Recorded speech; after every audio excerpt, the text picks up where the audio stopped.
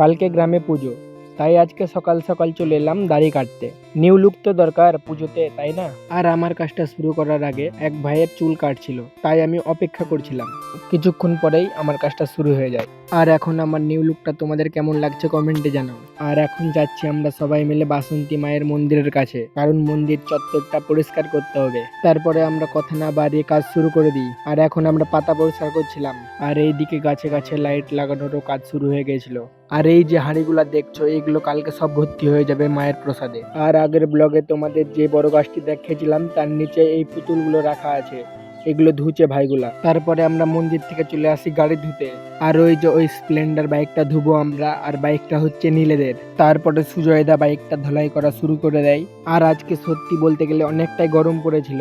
Finally আমাদের বাইকটা ready হয়ে যায়, তারপরে আমরা বাইকটা নিয়ে বেরিয়ে পড়ি জুস খেতে যাওয়ার জন্য। আর আমি ভেবেছিলাম যে আখের রস খাবো, কিন্তু আখের রস না পাওয়ায় আমি ফ্রুটি কিনতে চলে যাই। আর দুটো ফ্রুটি নিয়ে এসে আমরা খাওয়া শুরু করে দিই। আর এই নাও, তোমরাও একটু খেয়ে দেখো কেমন লাগছে।